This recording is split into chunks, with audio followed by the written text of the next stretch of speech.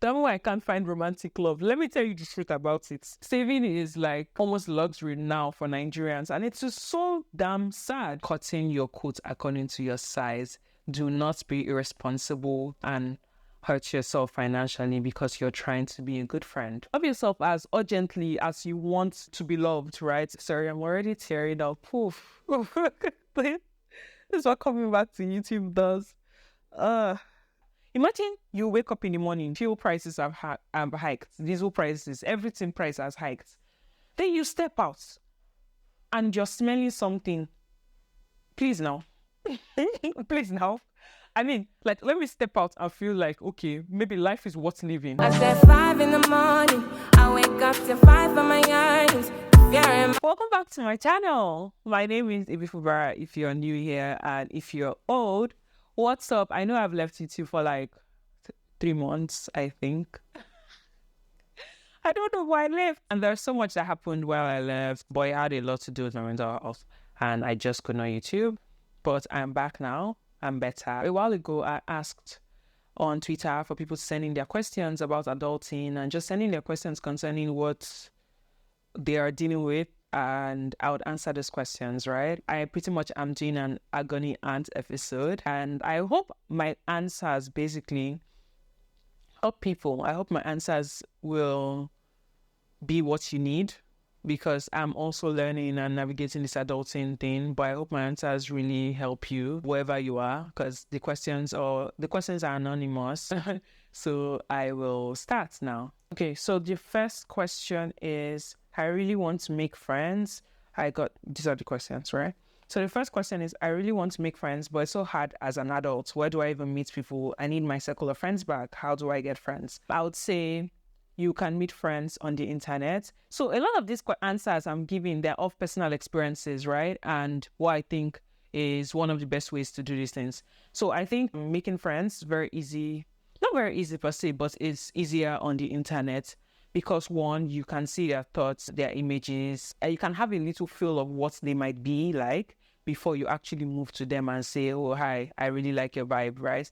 So it gives you a clearer understanding. For instance, if you follow them on Twitter, you can go through their tweets and just like have a little bit of insight. Like, I know a lot of people say the internet's not real, people are not being themselves, but actually I've made a lot of friends on the internet, and just by their tweets or how they speak, right? Or how they tweet or how they post or whatever, I've been able to deduce that me and this person would hit it off. So I think a good place to meet people is the internet, right? And a good way to do it is by conversing with them on the TL first, which is like the open space first, whether in their comments on Instagram or comment for a bit, right? Don't be creepy, but you can do it for a bit, or speak to them a little bit on DTL before you now move to them in their messages. Instead of just going hello and just leaving like that, what you do is that you can link something that you really think that both of you have in common. It's like, oh, maybe they tweet something or they ask a question about something. You can just go there and start a conversation and say, yeah, even you felt like this, but you didn't know any other person felt like this. And yeah, that's how you can start the conversation. Concerning having your friends back, I don't know, why did you stop having your circle of friends? Like, was it because you guys fell out? I don't have context to it. So if it's because you guys fell out, why did you fall out, right? What if they are not good for you still? Do you still want to go back to them? So there's there's so much context lost there that I can't really pick up on. So I don't know how you can get your friends back, your circle of friends back, but you can build a new circle of friends. Okay, I like this question. I have an emotionally abusive parent. How can I safely interact and pay them their due respect, in quotes, while also living with these deep-seated resentments? Physical distance and reducing how often I talk to them has only increased the long tirades. I think that's the way to pronounce it. I don't know. But let's break it down, right? I have an emotionally abusive parent. I'm so sorry about that. They're the worst. How can I safely interact and pay them their due respect while also living with this deep-seated resentment? It's like, why do you want to interact with somebody that is hurting you? because this is an emotionally abusive person. Why do you want to keep interacting with somebody that, I think that's the question you should ask yourself. Like, why do you want to interact with somebody that is abusing you? Pretty, like, honey, bestie. A good way to take care of yourself in 2023 is by letting go of things that are not good for you. Except maybe you're in a situation where the person is paying your fees, for instance, then maybe little by little cut off, figure out a way to also be able to afford these things on your own, maybe get a job, finish school first and all of that, right?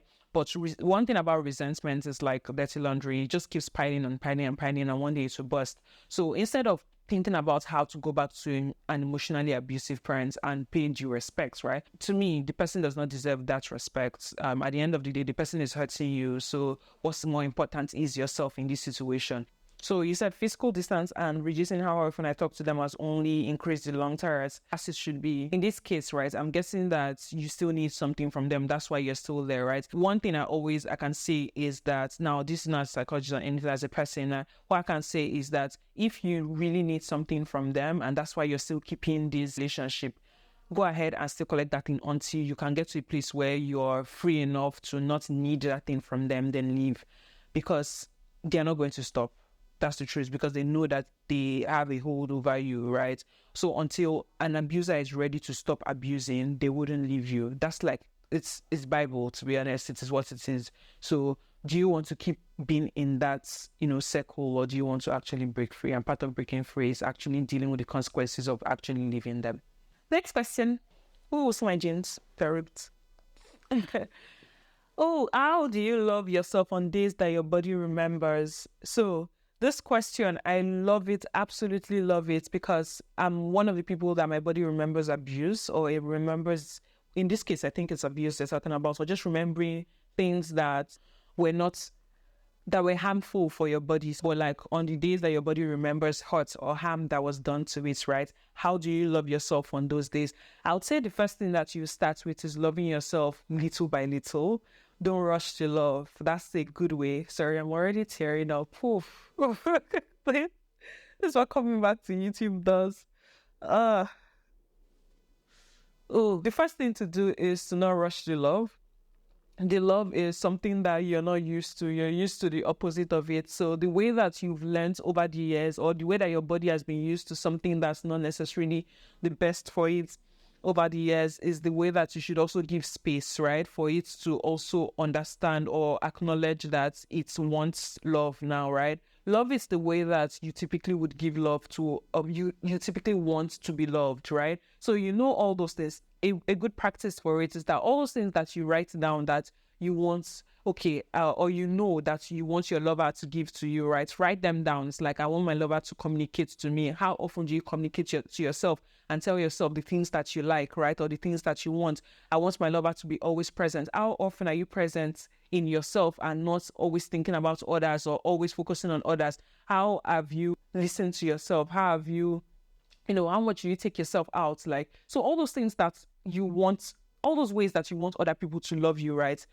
Write them down, right? And love yourself in those ways. So whether it's dates, right? Take yourself on dates. Whether it's like to shower your partner, shower with yourself, have those long showers, hot showers. Whether it's a bath you like to have with your love, or you want a lover to do with you, do them. Put petals on the ground. Come back to a home smelling fresh. I think Titi Lope was the one. I'll find it and I'll put it on the screen, right? When she said, love yourself as urgently as you want to be loved, right? That's how to love yourself on the days your body remembers, right? How you would want other people to hold you, right? Put those things down. It's different for everybody. That's why I cannot say, oh, do this and do that. Listen to yourself, and those things that you need the most, those are the things that you should do. So this person says, I don't know how to hold down a job. I keep getting low paying jobs and I know I'm better skilled than that. I know I won't be poor, but reality says otherwise, because I'm only learning some percentage above minimum wage despite years of working.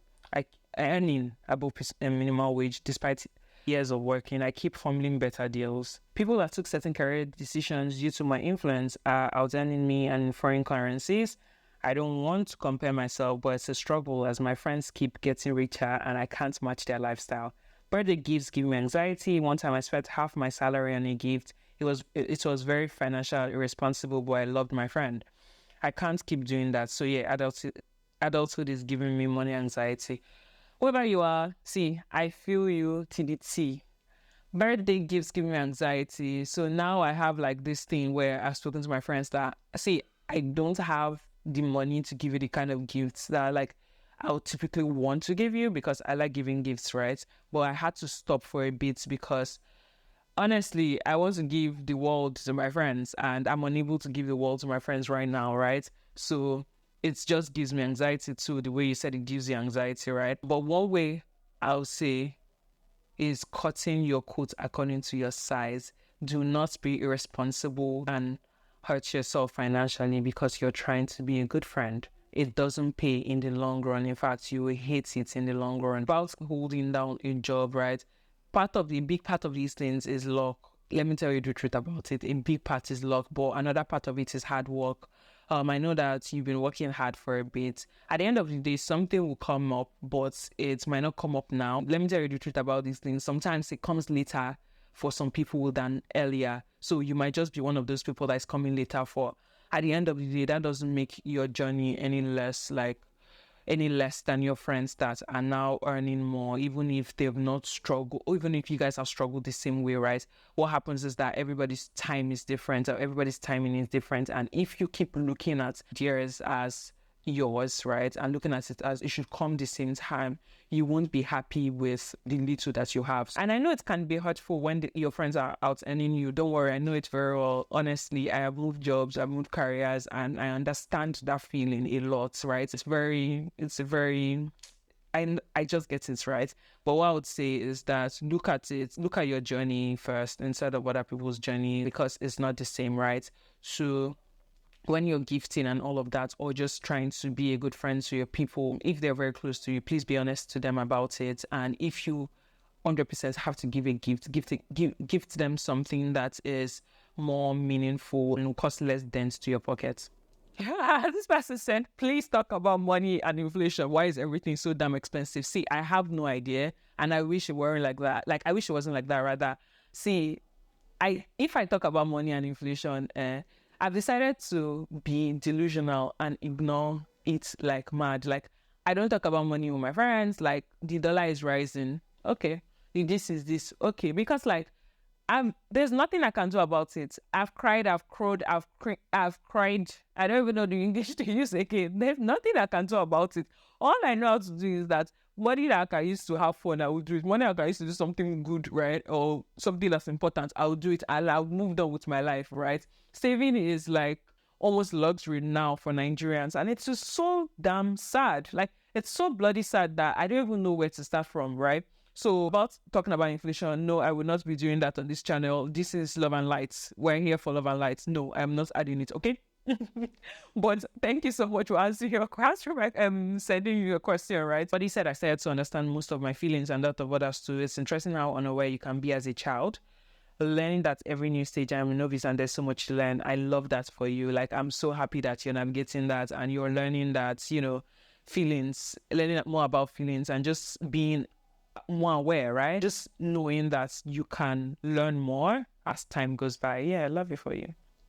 So somebody said realizing I don't need a lot of money to survive, but want it and learning money management. Again, love is for you. Me, I've not learned money management. Please come and teach me because I suck a lot.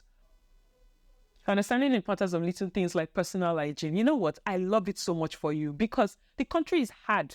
So we don't need to be smelling more things to make it harder. Imagine you wake up in the morning, the fuel prices have hiked, diesel prices, everything price has hiked.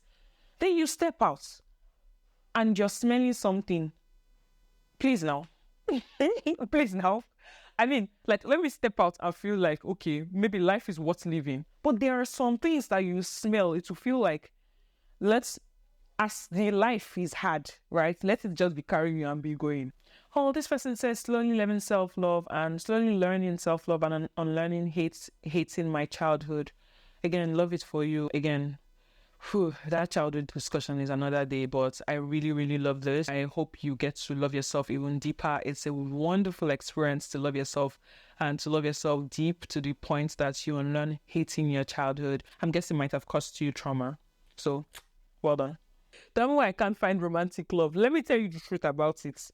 All of us can't. We're all suffering on the streets. But let me tell you where you can't find romantic love. Because the streets is a dangerous place to be. Because, okay, let me be serious as an Angoni auntie. The truth is that people these days, they are scared of falling in love, actually. Like, everybody wants to fall in love, but nobody wants to do the work of falling in love.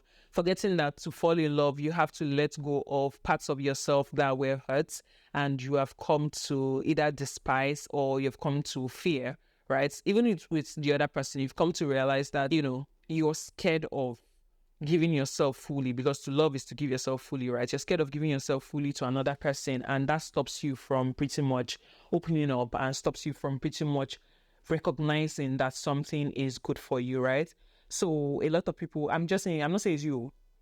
I'm just saying that a lot of people can't find romantic love because of fear of letting go, and also fear of dating. People don't realize that sometimes you have to date like 50 people before you find your one true love. Okay, I like this. I like this one a lot, right? This person said they are navigating money. I am trying to navigate money. I don't plan on getting married to anyone. Love is for you, actually. So I'm trying to upskill and set myself up. It's not been easy. I mean, okay, I just realized that I don't want to be married, at least not to a man. I'm trying hard to navigate personal relationships as well. I need tips on how to navigate romantic relationships with women. Thank you. Oh, I really like this question. Thank you for sending it, and thank you for being open and vulnerable. Ish, I touched my mic. Thank you for being open and vulnerable to me, right? Enough to share that, okay, you're navigating a new type of love, I'm guessing, which is relationships with women. So I'm going to give you, like, what I think is, or tips. You ask for tips on how to navigate romantic relationships. Start from the money bit, right? You're trying to navigate money. You don't plan on getting married to anyone, so you're trying to upskill and set yourself up. It's not been easy. I'm sorry that's not been easy. Like I said, it's a long journey when it comes to money and just trying to set up a life for yourself. But if you're not planning to get married, right, I think I'll tell you that there's a bonus to that. And that's the fact that you're not, especially if you're not trying to be with somebody for the rest of your life, right? I don't know if you're planning to get children, but basically, right, if you're the only one if you're only planning for yourself, the benefit of that is that you're going to live with more than less. So there will not be much people to share your money with because you don't have the responsibilities of a household or anything. So that's the plus. Just realize you don't want to be married, at least not to a man. To be honest, I understand it's men a lot. I'm sorry for it. I mean, to the men that are watching, right, I think by now, even men and women, everybody knows that men can be a lot, and getting married to a man is more like a downward spiral than an upward spiral. Please don't ask me about that. I will not be telling you why. I'm trying hard to navigate personal relationships with women.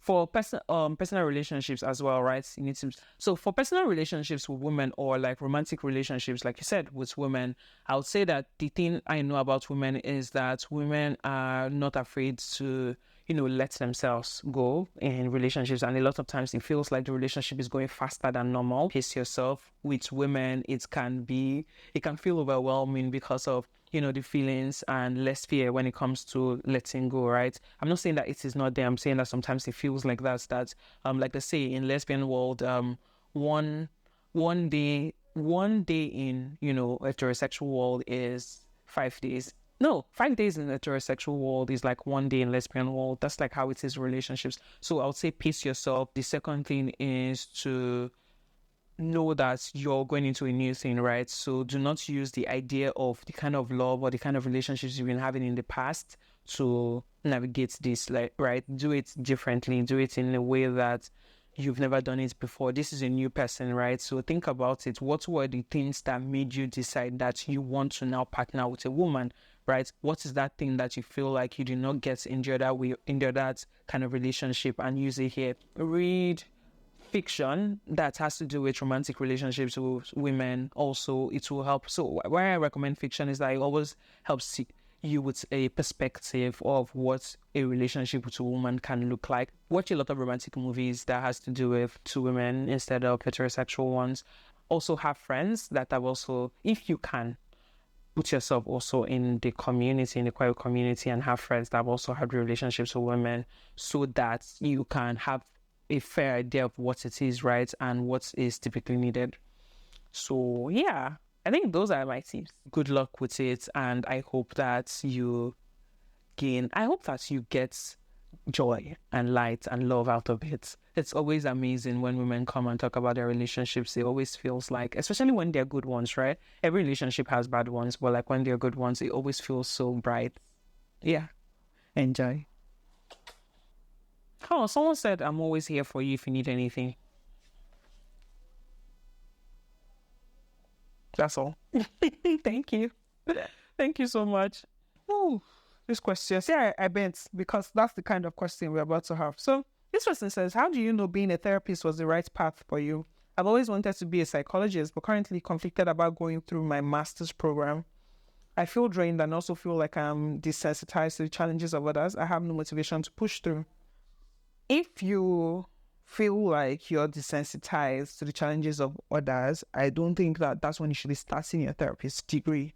People do become desensitized when they've gotten into it. Being a therapist requires empathy to a large degree. How did I know I wanted to be a therapist or which was the right path for me was when I knew since SS2, right? But when I got into it and worked as an intern, so I would advise you do an internship and not an internship in anywhere, right? Somewhere that has much clinical experience. So you'll be very much exposed to cases that are not the regular, right? And that will help you because if you can go through that, if you can go through the hustle and bustle of that, right? And the ward rounds and the facing people that are not even lucid, right? You might now, that's when I decided, Sha, because I was like, oh yeah, I love this. This is for me. So that might be what will work for you, right? And yeah, during your master's program, if you're going to do a master's program, choose a master's program that's very much directed to being a therapist, right? Make sure that in your internship, you don't just pick anything. Be very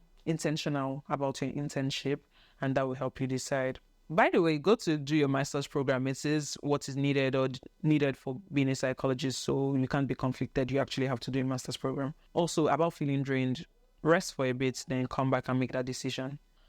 Okay, so this person says, how do I restart my life? I'm trying to figure out who I am and what I really want in life. I know therapy helps, but I can't afford it yet. How would you suggest I proceed? Oh, I'm so sorry. Okay, so about restarting life, right? Again, welcome to my life. Welcome to my hood. We're starting life again. I'm trying to figure out who I am and what I really want in life, right?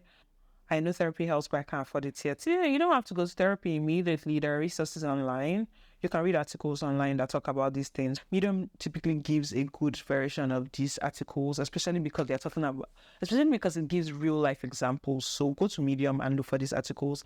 About, affording therapy, it's fine, right? You can just save towards it, right? And make sure that in the therapy session, you're talking about it. So you use your money's worth. How do you suggest I proceed? I think that's how you can proceed, right? You can also talk to people. You don't always have to talk to a therapist first. You can also talk to people that care about you or people that, yeah, they've done it before, right? So you can even ask on the internet who has restarted their lives. See, let me tell you, one thing that I know that has worked for me very much is the internet. It always leads me to people that help. So just ask, like, what restarted their life? Honestly, I'm just looking for advice. So about me and how I've proceeded, right, in restarting my life is that I have let go. I don't want to just say let go, right? I have sat down with myself and said, what is it about the former life that's making me move on, right? I've asked myself the hard questions. So ask yourself the hard questions. Why are you restarting your life, right?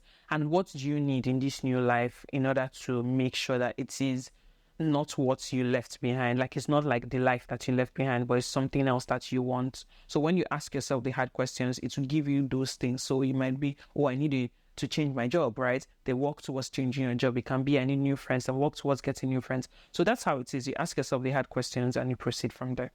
So this person said, what they're navigating, learning that people can be dishonest and you can't do anything about it. I think loved ones don't cross each other.